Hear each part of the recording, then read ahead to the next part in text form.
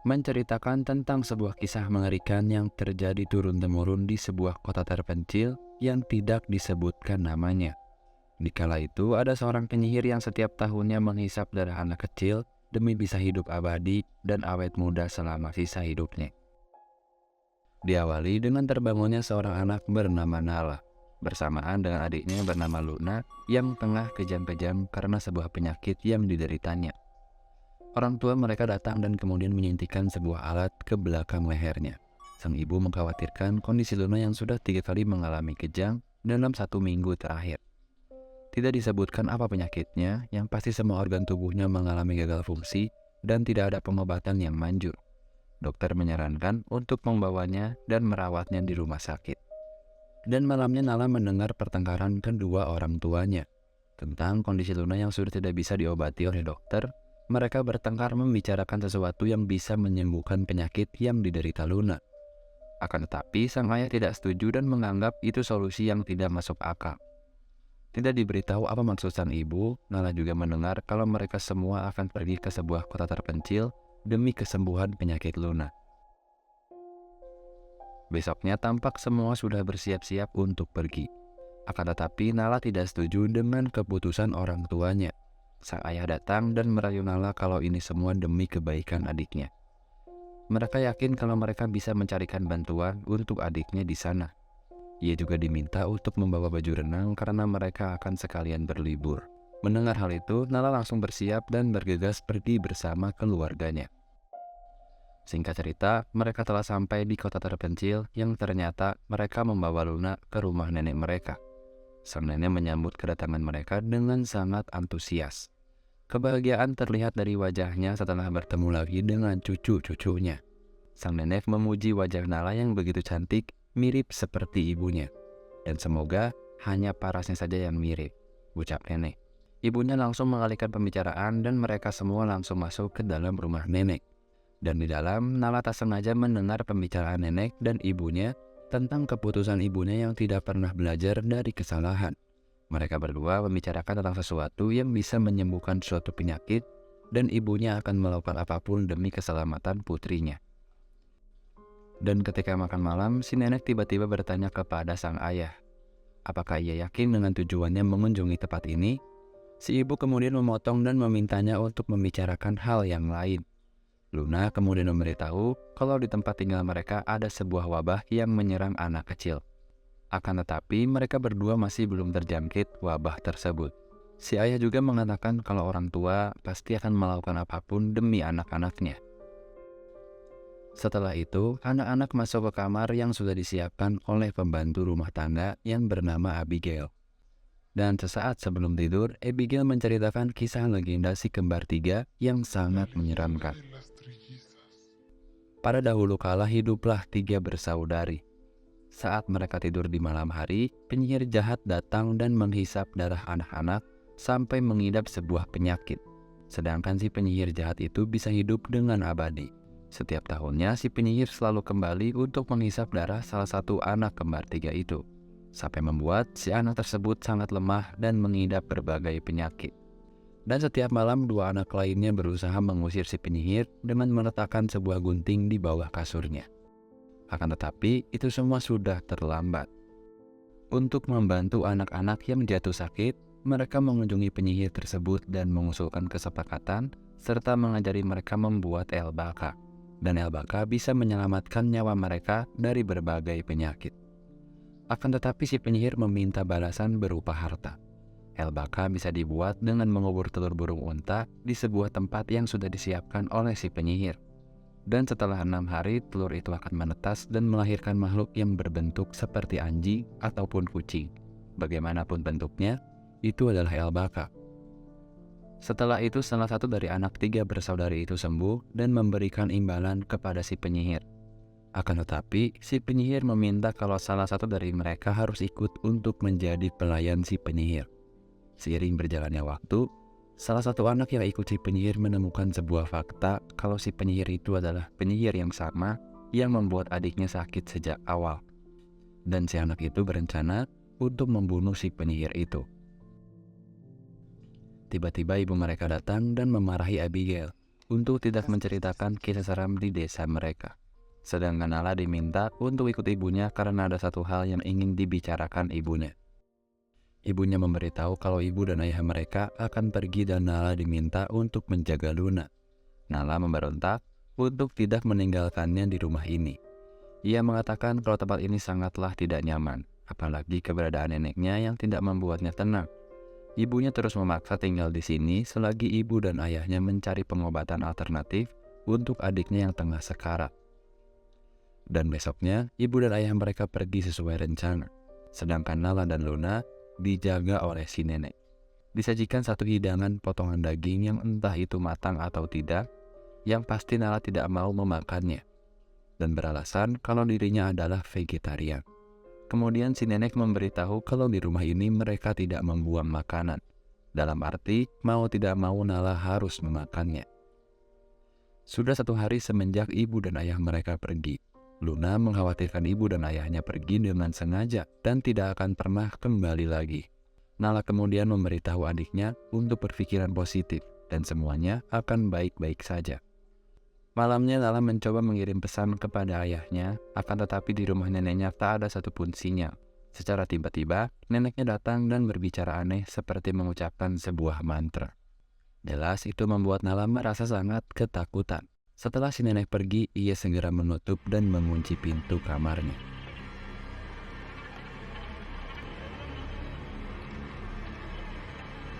Semakin hari, Nala semakin merasa ada yang aneh dengan neneknya. Ia juga mendatangi Abigail untuk meneruskan cerita tentang saudari kembar 3 dan kemudian Abigail melanjutkan ceritanya. Setelah salah satu anak menyadari kalau si penyihir adalah penyihir yang sama, dan si anak yang paling tua meyakinkan yang lain untuk membunuh si penyihir dan membalaskan dendam atas semua penyakit yang menimpa saudari mereka. Dan secara kebetulan di suatu malam mereka menemukan kulit penyihir yang disimpan di sebuah kotak. Abigail mengatakan penyihir melepaskan kulitnya agar si penyihir itu bisa terbang, dan anak itu tahu apa yang bisa membunuhnya. Dengan menaburkan garam ke kulit si penyihir itu akan merasa sakit dan terbakar. Dan benar saja, kedua anak kembar itu menyaksikan semua proses kematian si penyihir, dan di akhir si penyihir menyumpahi mereka atas rasa dengki yang akan memakan mereka dan menjadi malapetaka. Sesuai dengan kesepakatan awal, Elbaka memberi sesuatu tapi menuntut suatu balasan. Ternyata Elbaka mengambil nyawa ibu mereka. Mengingat tragedi yang menimpa ibu mereka, si kembar 3 menolak membuat Elbaka menggunakan berbagai sihir hitamnya dan memutuskan untuk membunuhnya dengan sebuah pisau. Kematian Elbaka membuat si kembar 3 itu sakit sampai akhir hayat mereka. Sementara kematian ibu mereka menciptakan keretakan hubungan antar saudara yang membuat mereka tak akur satu sama lain. Seiring berjalannya waktu, salah satu dari mereka terus berlatih ilmu hitam. Sementara anak kembar yang lain bersumpah tak akan melakukannya lagi. Tiba-tiba nenek mereka datang dan memotong cerita Abigail. Si nenek meminta Nala membersihkan kolam renang. Nala sempat menolak karena salah satu pembantu yang bernama Pedro dengan senang hati ingin membersihkan kolam renang tanpa suatu paksaan. Akan tetapi si nenek memaksa Nala, ia sendirilah yang harus membersihkan kolamnya. Abigail yang sedikit merasa kasihan mencoba membela Nala. Namun tatapan nenek sepertinya membuat Abigail merasa takut dan mengurungkan niatnya membela Nala. Kemudian Nala pun pergi membersihkan kolam sampai malam.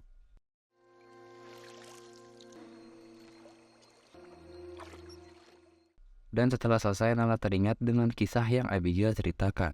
Walaupun sedikit ragu karena itu hanyalah sebuah cerita, Nala mencoba meletakkan sebuah gunting di bawah kasurnya, barangkali berpengaruh terhadap si nenek yang suka mendatanginya di malam hari. Besok paginya Nala terbangun dan mendapati Luna yang sedang sakit karena memuntahkan cairan putih. Mengetahui hal itu, Nala bergegas turun mengabari si nenek kalau Luna sedang sakit. Dan si nenek terlihat sedang menelepon yang ternyata itu telepon dari ibu Nala. Kemudian Nala memaksa untuk berbicara dengan ibunya. Akan tetapi si nenek tak memperbolehkan Nala menggunakan teleponnya. Setelah mendengar perkataan Nala, si nenek ke atas mengecek keadaan Luna dan merawatnya seorang diri. Di satu kesempatan, Nala pergi ke lantai atas mencoba mencari sinyal agar bisa menelepon orang tuanya. Alih-alih menelepon, Nala terpaku ke sebuah buku tebal yang menarik perhatiannya. Sesaat, si nenek datang dan memarahinya karena pergi ke lantai atas tanpa seizinnya. Nala juga memberitahu kalau ia pergi ke atas untuk mencari sinyal agar bisa menelepon orang tuanya. Dalam keadaan sangat marah, si nenek merebut ponsel Nala dan merusaknya. Nala kemudian kembali ke atas untuk mengambil buku yang sebelumnya ia temukan dan menyembunyikannya di bawah kasurnya. Dan malamnya terlihat kalau Nala tidur bersebelahan dengan adiknya. Ia terbangun dan mendapati kalau ada sesuatu di bawah kaki adiknya. Perasaan takut membuatnya penasaran ada apa sebenarnya. Tiba-tiba Nala dikagetkan dengan kemunculan si nenek yang tengah menghisap darah Luna di kakinya. Melihat itu, Nala terkejut dan jatuh pingsan. Keesokan paginya Nala terbangun langsung membangunkan Luna untuk segera pergi dari rumah nenek.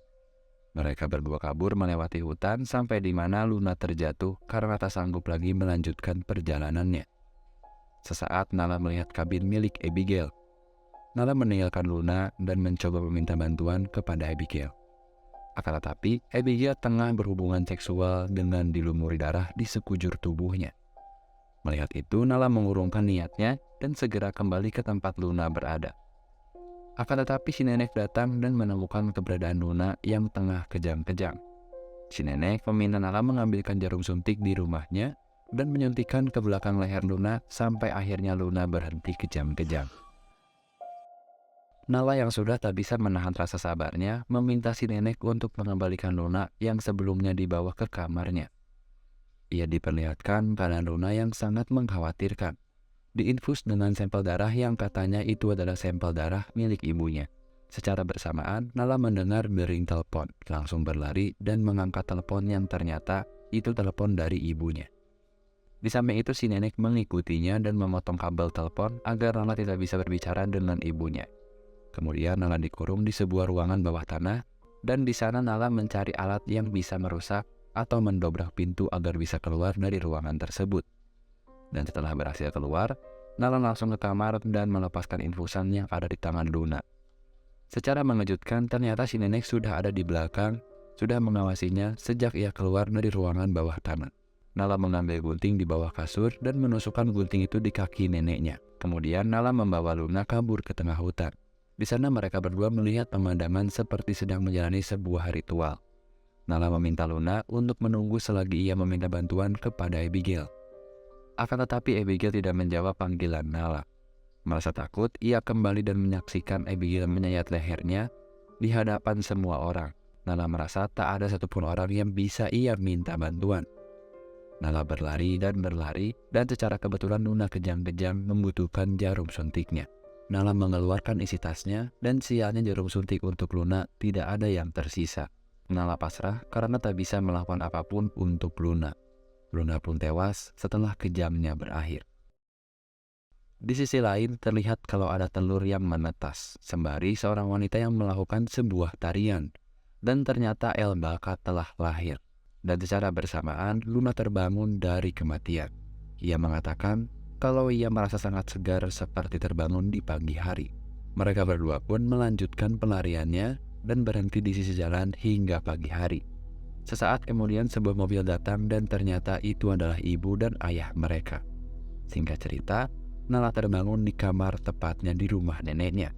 Dengan ditemani si nenek di sampingnya, kemudian ibu dan ayah mereka datang melihat keadaan Nala yang terbaring di kasur dalam keadaan yang tidak bisa berbicara dan membukakan matanya. Neneknya berkata kalau kondisi Nala sangat lemah dan dehidrasi karena melarikan diri dari semalam. Ibunya tak perlu khawatir karena neneknya akan merawat dan mengurus Nala selagi ia belum terbangun. Di samping Nala tidak bisa membuka mata dan menggerakkan tubuhnya, Nala bisa mendengar semua percakapan ibu dan neneknya yang mengatakan kalau Nala melukai wajah dan kaki neneknya. Neneknya juga bilang kalau Nala hampir membuat Luna terbunuh karena kecerobohannya membawa Luna keluar rumah di tengah malam. Ibunya berterima kasih karena sudah merawat sampai Luna sembuh dari penyakitnya.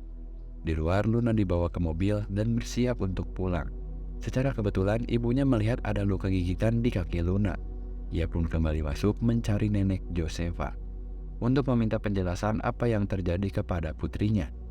Secara mengejutkan, si nenek sudah ada di belakang ibu Nala dan memukul kepalanya hingga pingsan. Di samping itu, Nala terbangun dan teringat kisah yang diceritakan Abigail tentang penyihir yang abadi karena menghisap darah anak-anak. Nala menemukan sebuah fakta kalau wabah yang terjadi di rumahnya itu dibuat oleh neneknya sendiri. Dan keputusan ibunya membawa Luna ke rumah nenek itu adalah bagian dari rencana si nenek agar bisa abadi dengan menghisap darah Luna.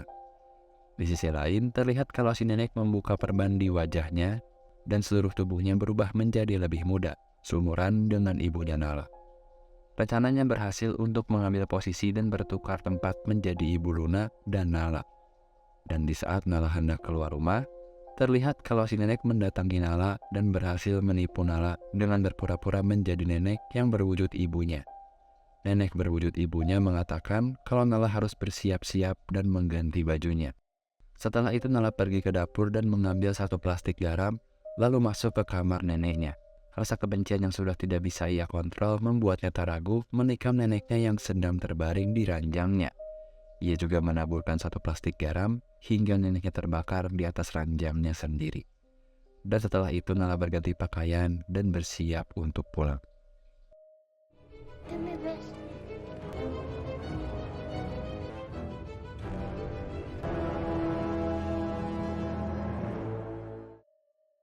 Singkat cerita, di rumah kondisi Luna dicek oleh dokter yang sebelumnya mencoba mengobati penyakitnya. Alat bantu yang ditempel di belakang leher Luna sekarang dilepas karena penyakitnya sudah sembuh. Dan malamnya Nala terbangun karena dirinya beranjak di usia remaja dengan ditandai datang bulan.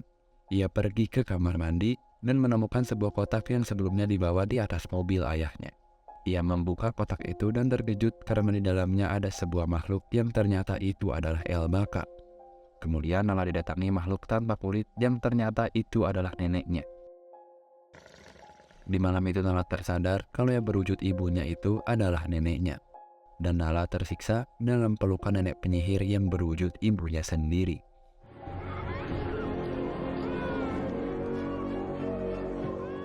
Film ini menceritakan tentang sebuah kisah penyihir yang selama ini ada di keluarga Nala dan Luna.